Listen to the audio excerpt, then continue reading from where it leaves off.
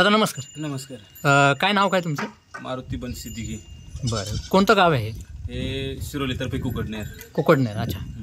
आता मला एक सांगा, काय करता तुम्ही सध्या? आता सध्या शेतीच आम्ही करतो. बरं. शेतामध्ये सध्या आता भात पीक चालू आहे. भात कापणी, गोळा करणे, जोडणे हाच आता सगळीकडे चाललाय आमच्या तिकडे सध्या जास्त करून. बरं. कारण पावसाने खूप दिवस असल्यामुळं भात कापणी काही उरकली नाही. बरं. त्याच्यामुळे आता लेट झालंय हे आणि तेच कामं चालले सध्या आता. मला आता एक सांगा की आपल्या भागामध्ये मोठ्या प्रमाणात पाऊस असल्यामुळं भाताचं नुकसान झालंय की काय? हा, भरपूर प्रमाणात नुकसान झालंय भाताचं.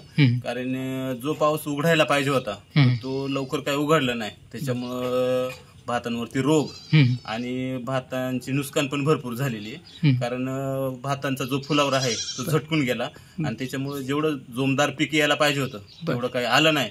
त्याच्यातून शेतकऱ्यांची भरपूर अशी नुकसान झालेली आहे. प्रशासनाने काही इकडे लक्ष दिलंय की नाही? आणि त्यातल्या त्यात तुम्ही नुकसान भरपाईसाठी अर्ज वगैरे भरले होते का? काय म्हणजे काय सांगाल? हा, तर भरपूर गावातल्या शेतकऱ्यांनी अर्ज वगैरे केलेत, पण अजून काही कोणाच्या अकाउंटला किंवा असं थेट काही पैसे काही भेटलेले नाहीत. अर्ज वगैरे भरपूर जणांनी केले, ज्यांच्या नुकसान झाल्यात फोटो वगैरे काढून लाईव्ह मध्ये दिले, सगळं प्रोसिजर वगैरे केल्यात, पण अजून काही कोणाला पैसे वगैरे काही भेटले नाहीत असे. बरं. आता मला एक सांगा, आपण थेट मुद्द्यावरती आहेत. जुन्नर तालुक्याच्या जिल्हा परिषदेच्या आणि पंचायत समितीच्या निवडणूक आहेत आता सध्या. ते काय वाटतं की देवराम लांडे यांचं काम कसं आहे? आणि त्यांच्या सुनबाई देखील आता इच्छुक आहेत. परत बोराडेबाई आहेत, परत अजून तळपेबाई आहेत, इतर महिला असून इच्छुक असतील. काय वाटते की आपल्या भागामध्ये कसा आहे पसंतीचा चेहरा म्हणून तुम्ही काय सांगाल? आता तसं जर विचार जर केला तर जिल्हा परिषदेला देवराम लांडे साहेब होते. त्यांनी भरपूर ह्या भागाचा विकास केलेला आहे तसं म्हणायला गेलं तर. का रस्ते असो किंवा पिकअप शेड असतील, वैयक्तिक लाभ म्हणलं तर ताडपत्री असेल, किंवा असे जे छोटे मोठे जे आहेत तर त्यांनी ते प्रत्येक घरापर्यंत पोहोचवलेत. आणि सर्वांच्या सुखदुःखात येणारा तो माणूस आहे. वास्तविक कोणती अडचण असो, उद्या साहजिकली एखाद्याचा बर्थडेचा कार्यक्रम असो किंवा एखादा दुःखाचा समजा मैतीचा कार्यक्रम असो, त्या कार्यक्रमामध्ये ते आवर्जून उपस्थित राहतात. आणि सर्व आदिवासी समाजाचं तर त्यांना पाठिंबाच आहे. आणि बऱ्याचशा असं लोकांचं म्हणणं आहे का हे घराणेशाही आहे, पण घराणेशाही नसून एक व नवीन जो उमेदवार आहे व त्याच्याकडून काहीतरी अपेक्षा जेणेकरून तो पुढे काहीतरी करू शकतो. तशा सुनीताताई बोराडे सुद्धा त्या आपल्याच. आणि त्यांच्याकडूनही पण अपेक्षा आहे. आता कसं आहे, प्रत्येकाचा कौल असतो, ज्याची त्याच्या मनाचा, ज्याची त्याच्या मताचा तो राजा माणूस असतो.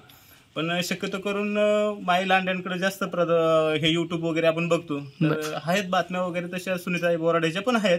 आता जनतेचा कौल आहे, शेवट मत जिकडे देतील तिकडंच विजय होणार आहे साहजिकली. आणि पंचायत समितीला म्हटलं तर कमलताई शळकंदे नाही का बाळू, तर त्या एक होतकरू आणि चांगल्या आहेत त्या.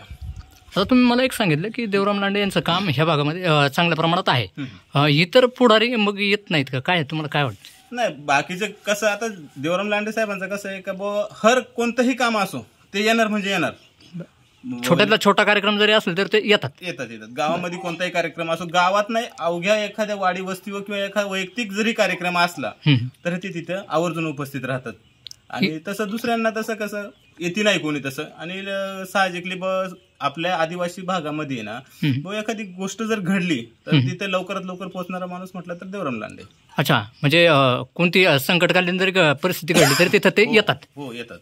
मला एक सांगा, आता त्यांचे सून माई लांडे आहेत, ते त्यांच्या पावलावरती पाऊल ठेवून कामकाज करेल की काय? कसं काय? नक्कीच. कारण कसा एज्युकेटेड माणूस आहे, शिकल्या सवरलेला माणूस आहे ते.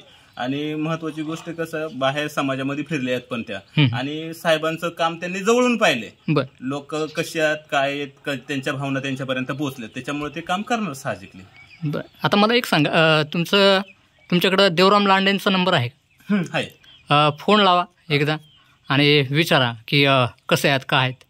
आम्हाला कामाचा माणूस तुम्ही सांगताय ना, आपण बोलूयात आता थेट. म्हणजे प्रत्येक कसं काय, त्यांचा स्वभाव कसा आहे, काय. आता तुम्ही सांगितलं मला बऱ्यापैकी कामाचा माणूस आहे काय. आता आपण करतोय चर्चा म्हणून की फोन उचलतात का वेळेला? आता तुम्ही सांगितलं त्यामुळे नाही. साहेब जर म्हणजे काम मीटिंग मध्ये वगैरे कुठं जर नसतील, कार्यक्रमात नसतील तर 100% फोन उचलणार. अच्छा, स्पीकरवरती? हा, टाकतो मी स्पीकरवरतीच टाकतो. अच्छा, हा नमस्कार.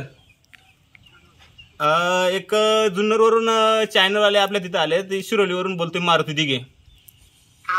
तर ते मला बोलत होते बुवा माहीत आहे विचारत होते बुवा कसं काय नाही का. तर त्यांना म्हटलं का बुवा देवराम साहेबांच्या नंतर त्यांचंच आहे नाही का सगळं काही. तर ते म्हणले तुमच्याकडे नंबर आहे का. म्हटलं ठीक आहे माझ्याकडे नंबर आहे, मी फोन लावून देतो नाही का. ते म्हणले तुमचा फोन उचलतात का, त्यासाठी मी एक फोन केलता तुम्हाला. ऐकलं ते कुठं पण असो कोणत्याही आदिवासी माणसाचा फोन उचलणार म्हणजे उचलणार, त्यात काय बदलच नाही. मी एवढं पण त्यांना बोललो होतं जर साहेब मीटिंग मध्ये असतील तरच फक्त चुकून फोन नाही उचलणार, पण उचललाच पहिलाच फोन.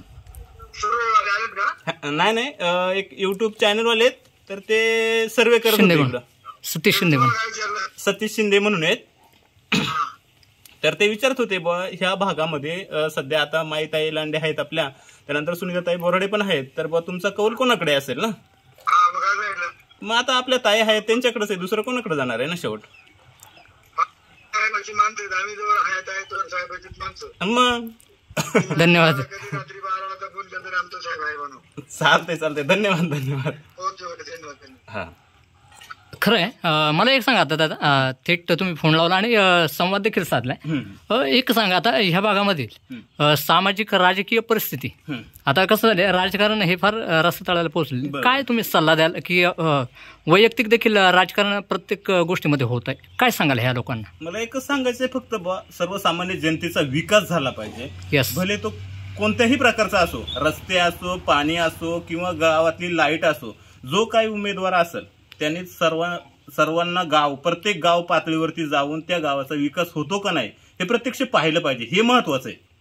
येस, आणि हा विकास होईलच या आशेवरती आपण देखील राहूयात. आपल्या भागातील समस्या ह्या लोकांनी सोडवाव्यात अशीच एक अपेक्षा करूयात. आणि मला सविस्तर अशी मुलाखत दिल्याबद्दल आपले धन्यवाद. थँक्यू.